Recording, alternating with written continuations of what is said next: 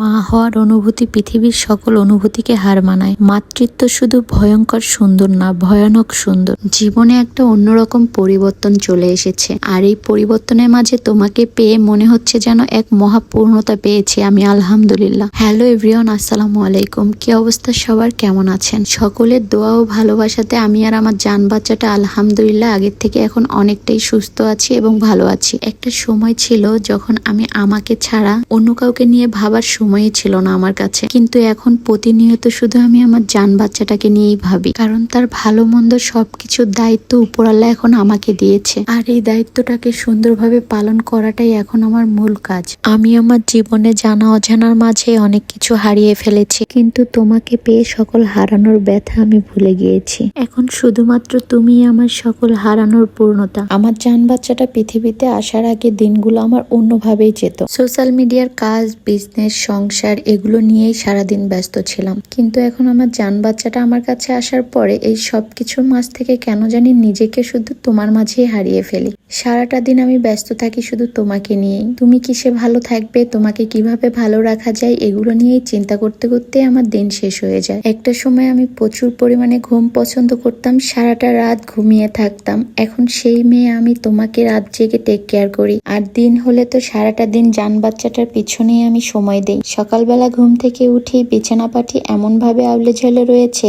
অনেকদিন হয়ে গেছে বাসায় এসেছি, বাট বিছানার চাদরটা এখন পর্যন্ত চেঞ্জ করা হয়নি, কারণ আমি এত অসুস্থ ছিলাম যে আমি নিজেকেই ঠিক মতো সামলাতে পারছিলাম না। তার জন্যই আমি কোনো কাজই ঠিক মতো করতে পারছি না। আপনাদের ভাইয়া যতটুকু সম্ভব আমাকে হেল্প করে, কিন্তু একটা ছেলে মানুষ তো কখনোই একটা মেয়ে মানুষের কাজ গোছাতে পারে না। অনেকদিন পরে একটু সুস্থ হয়েছি বিধায় ভাবলাম ঘর দুয়ারে একটু পরিষ্কার পরিচ্ছন্ন করে ফেলি। যেহেতু আমার জান বাচ্চাটা এখন সারাক্ষণই ঘরের ভিতরে থাকে, তার জন্য হলো আমার ঘর দুয়ার পরিষ্কার রাখা খুবই জরুরি। এই জন্য সকাল সকাল উঠে আমি বিছানাটাকে আগে চেঞ্জ করে ফেললাম। আর আমার সংসারে আমরা দুইজন ছাড়া তো কেউই নাই, এই কারণে নিজেদের কাজ নিজেদেরই করে নিতে হয়। যদিও আব্বু আম্মু আশেপাশেই থাকে, মাঝে মধ্যে তারা আসে, কিন্তু যতই তারা মাঝে মধ্যে আসুক না কেন, নিজেদের ঘরের কাজগুলো কিন্তু নিজেদেরকেই গুছিয়ে নিতে হয়। তারা মাঝে মধ্যে এসে যথেষ্ট পরিমাণ আমাকে হেল্প করে। এই যে যেমন আমার বাচ্চাটা হওয়ার পরেই একদিন পরপরই তারা আমার বাসায় এসেছে, যতটুকু সম্ভব তারা আমাকে হেল্প করেছে। রান্না বান্না করে আমাকে খাইয়ে গেছে, এমনকি আমাকে রান্না বান্না করেও দিয়ে গেছে। প্রত্যেকটা মানুষেরই নিজস্ব একটা সংসার থাকে, তার নিজের সংসারটাকে সামলিয়ে অন্যের সংসারটাকে সামলাতে আসলে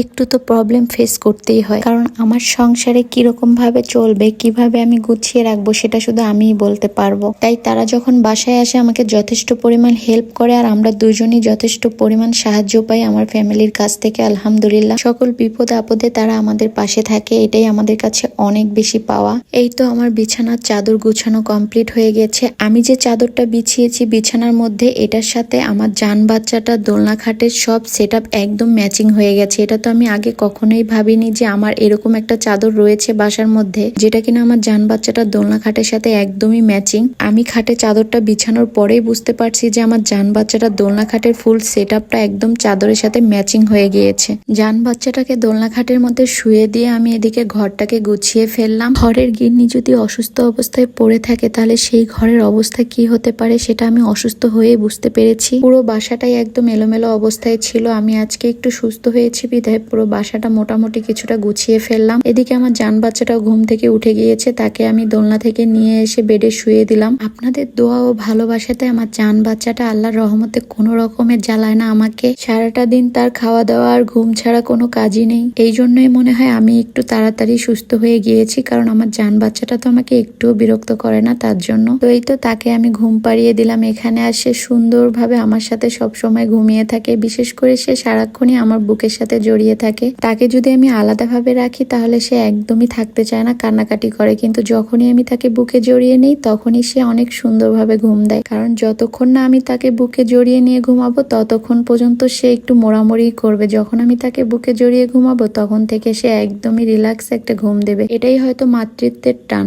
একটা সন্তান কি করে বুঝে তার মা তাকে বুকে জড়িয়ে নিয়ে আছে? এতটুকু ফেরেশতা বাচ্চার মধ্যে উপরাল্লাহ কি পরিমাণ জ্ঞান শক্তি দিয়েছে যে তার মা তাকে বুকে জড়িয়ে নিয়ে আছে, এটা সে অনুভব করতে পারে এবং বুঝতে পারে। এই জন্য সে শান্তিতে তার মায়ের বুকে ঘুমায়। আপনারা অনেকেই কমেন্ট বক্সে আমাকে আর আমার জান বাচ্চাটাকে নিয়ে অনেক ধরনের মন্তব্য করেছেন। কেউ ভালো বলেছেন, কেউ খারাপ বলেছেন, কেউ তো একথাও বলেছেন যে দুনিয়ার মধ্যে আমি প্রথম মা হয়েছে আর কেউ মা হয়নি। হয়তো আপনারা আমার ভিডিও দেখে এই টাইপের কমেন্ট গুলো করেছেন, তো আপনাদের উদ্দেশ্য করে একটি কথাই বলবো, আমি ভিডিও করি ঠিক আছে, এটা আমার প্রফেশনাল একটা কাজ, তাই আমি ভিডিও করি, কিন্তু তার মানে এই না যে আমি আমার জান বাচ্চাটাকে টেক কেয়ার না করে ভিডিও নিয়েই পড়ে থাকি সারাক্ষণ। 24টা ঘন্টার মধ্যে আমি যদি 1 ঘন্টা ভিডিও করি, বাকি 23টা ঘন্টা কিন্তু আমি আমার জান বাচ্চাটাকেই সময় দিই। যারা এগুলো বুঝার তারা ঠিকই বুঝে নিবেন, যারা বুঝেন না তারা শুধু শুধু বাজে মন্তব্য করবেন না প্লিজ। প্রয়োজনে আমাকে ভালো না লাগলে ইগনোর করে যান, আমি তাতেই খুশি, কিন্তু প্লিজ বাজে মন্তব্য করে নিজেদের বংশের পরিচয়টা দিয়েন না এখানে। যাই হোক, এগুলো কথা আপনাদের সকলের জন্য ছিল না, কিছু ফালতু লোক আছেন যারা উল্টাপাল্টা কমেন্ট করেন, শুধুমাত্র তাদের জন্য কথাগুলো ছিল।